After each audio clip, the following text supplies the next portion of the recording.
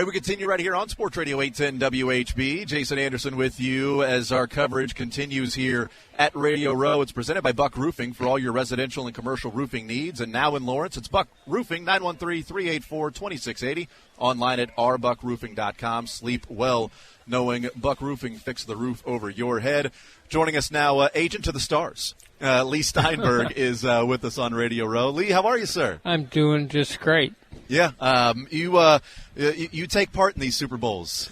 This is a big week for you, not just because of obviously representing so many players that have played in this thing, but a number of other reasons why you take part in the Super Bowl week. Well, the Super Bowl's become a convention of Americana, big business, big politics, big sports, big entertainment.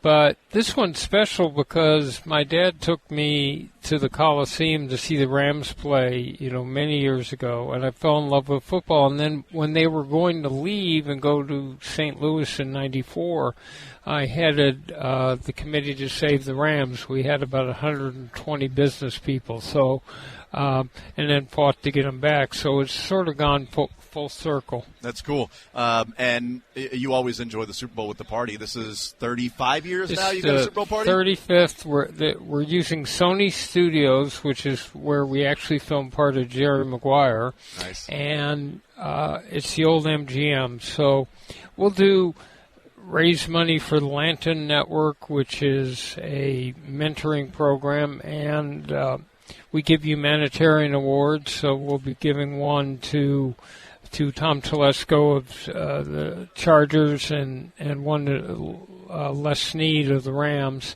And then we have a big brain health summit that sort of explores the whole issue of concussion, and we're trying to create awareness, prevention, and cure. Yeah. Leigh Steinberg is our guest here on Sports Radio 810 WHB Live in L.A. with Radio Row. You mentioned the set of Jerry Maguire. How close was that movie to reality? Well, in 1993, a writer-director, Cameron Crowe, called me up and asked if he could follow me for a film that would be based on a sports agent. So he went to the NFL draft that year where we had the first player, Drew Bledsoe. He went to pro scouting day at SC. He went to the league meetings. He followed me. And then my next role, and I told him stories, lots and lots and lots of stories. And so he went off and wrote a script that became Jerry Maguire, and I had to vet the script to make sure the willing suspension of disbelief that holds you in a motion picture didn't get broken. You didn't think the dialogue was stilted or phony. You knew the look was wrong. And then I took some of the actors. I took Cuba Gooding Jr. with me down to the Phoenix Super Bowl and made him pretend he was a wide receiver client of mine all week and put him in role. I actually had to show the quarterback in that film, played by Jerry O'Connell, how to throw a spiral because he had gone to NYU and they didn't have a football program. So it's been 25 years now, and rarely do I go I was in Kansas City a couple weeks ago for the game, and people just run up and they either want me to say or say those four words to start with, show me the money. There you go. Was that a line that you used before? It actually came from Cameron was at the league meetings. I was showing off a free agent named Tim McDonald, and so Cameron was sort of interviewing him, and they went up into Tim's hotel room, and Moneyline with Lou Dobbs was on CNN in the background at that point, and Cameron asked Tim what he was looking for in the experience. He said, I'm looking for someone to show me some respect. I'm looking for someone to show me winning. I'm looking for someone to show me a big economic package. And then Cameron wrote, show me the money. Oh, awesome. Leigh Steinberg is our guest. You mentioned you were in town a couple of weeks ago. Have you spoken with Patrick since that game? And I have. If you have, how's he been? Because that can't be an easy one to get over anytime soon. He's always great to speak for himself, but I would just say that as grounded as he is and philosophical, although it was very painful, basically his reaction to it was to go back into training for next year. So, I mean, if you think about it, you've got Ben Roethlisberger retiring after 18 years, and you've got Tom Brady 22 years. That means you got 17 years of Patrick left, maybe. That would be nice. I'll take it right now. You think 17 years more for Patrick Mahomes? If you're Leigh Steinberg predicting 17 more years? No, I'm going to write it down. No, right that's here. his decision, obviously, right and he'll make it. But it's in ink. It's right here. It's in ink. It says Leigh Steinberg, Do I have to 17 sign more years it? at least, please, if you can. Visiting with. Are you going to date it? Yes, that's exactly right. We need an initial and a date if we can. That's right. Can we get a notary around this? Somebody's got to be near. Those, one of the things we talked to you last time, I had a conversation with you, was in Miami before the Chiefs had won the Super Bowl, before Patrick Mahomes was Super Bowl MVP, before he signed a $500 million contract. What were those negotiations like with the Chiefs, with Patrick, in this massive, massive deal that turned so many heads? Well, I think the important thing always was that this is a player who's very dedicated, is in a happy space, loves Kansas City, has spent a ton of time off the field getting to know the community, and it sent a message that Patrick is Kansas City's quarterback as long as he's healthy. Yeah. And I think that was really the most important part of it, which is why the length. Yeah. Was that the original part of the negotiations, was the length, or did it eventually get there when the money matched up with years? Here's the thing about quarterbacks in the NFL. When their contracts get too big or the salary gets too big, then the team just redoes them. So basically, he's making a career commitment, and if ever comes a day where he's not totally compensated, my experience with especially this group, remember that I go back to Brad Buddy and then Derek Thomas and Tony Gonzalez and Nick Lowry and Deron Cherry. So, I've known the Hunts forever, and they're really fair. Yeah, visiting with Leigh Steinberg, Patrick Mahomes' agent, along with the agent with a lot of other players as well. I'm curious, what was his view maybe going into those discussions? Like, he knew he was going to make a lot of money and he was going to be well compensated, but you hear the Tim McDonald saying, I want to see the economic commitment, I want to see this, I want to see that. What was he wanting to see, and what was his maybe message to you about that contract extension? Long-term commitment. In other words, the knowledge they could build a team around him and he'd be there.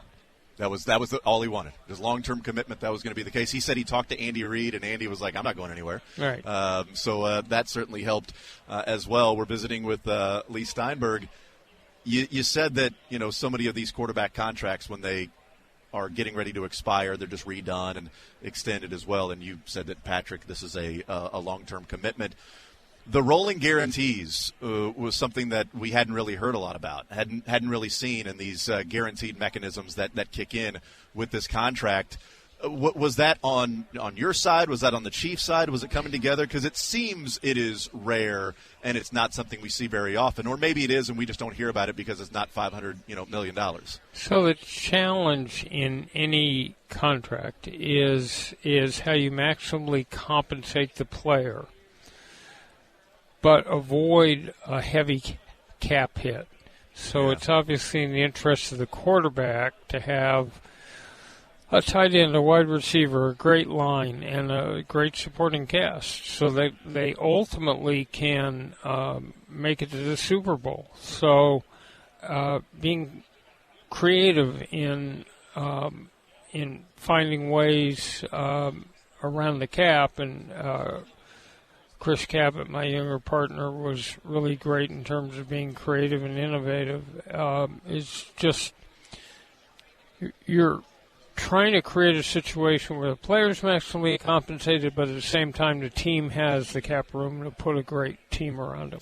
And we heard the story that as soon as the contract was done, Patrick called Chris Jones and said, hey, let's get the contract done as well. That seemed to be something that was on Patrick's mind, is I don't want to make so much money that I can't put a team around me, that they can't do that. So well compensated of representative value of the production that I have, but we also have to build a team here. Right. So that you've got a very grounded young man who looks at the long term, and plus it just was a marriage made in heaven. He loves the city. He's got a great owner in Clark Hunt. He's got a really talented front office with Brett Veach, and he's got a Super Bowl type coach and quarterback whisperer in Andy. Yeah, visiting with Leigh Steinberg. Do you? I do wonder your reaction to people that said that this was such a team-friendly deal, and Patrick isn't getting a lot of guaranteed dollars, and maybe this, where it doesn't seem like people actually looked at the contract. And this thing feels almost fully guaranteed if you really actually look at the contract. I feel like there's a common misnomer about, it's not the guaranteed dollars you thought. A lot of what you're hearing always comes from other agents. And so I swear if you did $1 trillion contract for 2 years, they would say, I would have got more and all the rest of it. You've got a very happy player, a very happy team, and that's the goal. And the rolling guarantees essentially means that that's guaranteed money. I mean, when you kick in guaranteed money 2 years away, you're not really moving on from that quarterback. Last one for you real quickly. Have you ever had a big deal broken by a liquor store manager before? Like Patrick Mahomes' contract details and the report was broken. Has that ever happened to you before, that the news gets out by a liquor store manager? That'd be fairly unique. I remember one time I was back in the days that they still had phones on planes, that we hadn't announced that Cordell Stewart was going to do a new deal with Pittsburgh. And I was talking on my phone, and I get into the car on the way over to the facility and hear it reported on radio. And it taught me a good lesson, which is to never talk publicly. I was talking to someone in our office, but someone on the plane obviously heard it, called the radio station, and away we went. So that was a very average experience. And now moving on, maybe don't get all the bottles of Dom Perignon. Exactly. Big celebration.